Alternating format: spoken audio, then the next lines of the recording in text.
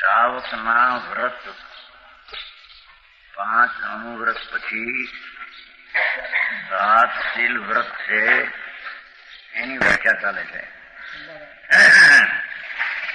આત્મા શુદ્ધ ચૈતનનું દ્રષ્ટિનું અનુભવ થયા પછી, સમ્યક દર્શન થયા પછી આત્મા જગતનો સાક્ષી છે એવું જ્ઞાનમાં અંતરમાં પોતાને પ્રત્યક્ષ ભાસવાથી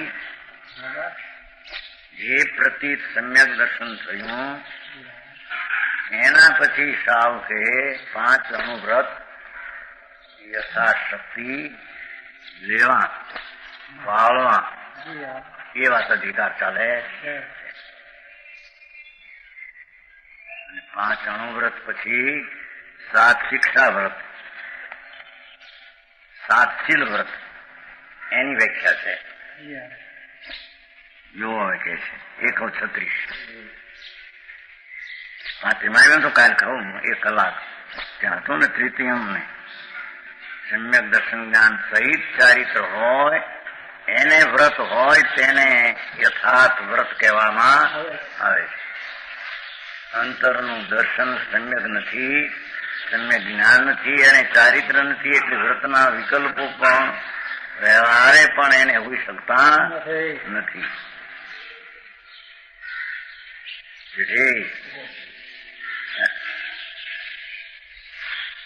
પછી 5 અણુવ્રત પછી 7 શીલ વ્રત એની વ્યાખ્યા છે 136. પરિધય 136 ગાથા. પરિધય યુ નગરાણી વ્રતાની કિલ પાલયંતી શિલાની વ્રત પાલનાય તસ્માત શિલાન્યપી પાલનીયાની. આ અધિકાર વ્યવહારનો ઘણો આવે ને એ લોકોને બેસી જાય. ઓલું મૂળ જે હતું એ વાત એની દ્રષ્ટિમાં ન રહે. દર્શન ને જ્ઞાન પહેલી વાત કરી ગયા છે. દર્શન જ્ઞાન છે ને ધૂળમાં હોય ભાન વિના એમ કે વ્રત લે છે ને દર્શન જ્ઞાન તો હોય જ જન્મ થયો હોય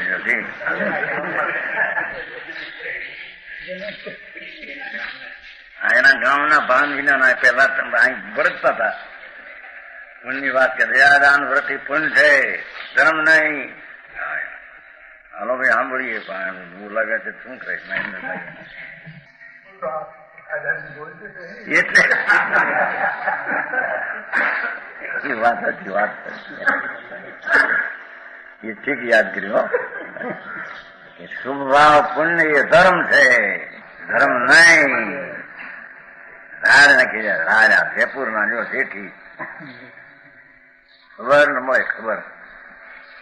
મૂળ વસ્તુ એ વિકલ્પ જે વ્રત છે એની પાછળ સ્થિરતા હોય છે ને એની પાછળ દર્શન ને જ્ઞાન હોય છે. સમજાણો કાંઈ? સ્વરૂપ શુદ્ધ ચૈતન વસ્તુ એનો અંતરમાં રાગથી ભેદ પાડી ભેદ જ્ઞાન કરી અંતરદ્રષ્ટિ થઈ નિર્વિકલ્પ આત્મા છે નિર્વિકલ્પ દ્રષ્ટિ થઈ ત્યારે તેનું જ્ઞાન સમ્યક થયું પરિજ્ઞાન ચૈતન્ય. એ જ્ઞાનમાં પછી વિશેષ સ્થિરતાનો થાય તેને ખરેખર ચારિત્ર કહે છે. એ ચારિત્રના પ્રસંગમાં આવા 5 અનુવ્રતના વિકલ્પો વ્યવહાર એને હોય છે. એને અહીં ચારિત્ર તરીકે વ્યવહાર તરીકે કહ્યું છે. સમજાણું કાંઈ? તથાપિ કહાનવાણીના અંકાયે મૂલ્યના કદી. તથાપિ માતવાણીના અંકાયે મૂલ્યના કદી.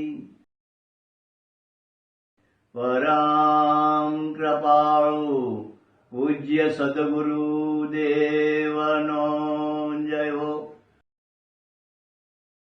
પ્રસામૂર્તિ પૂજ્ય ભગવતી માતનો જયો. જીનવાણી માતનો જય હો. પરમિત્રાગ દિગંબર જૈન ધર્મનો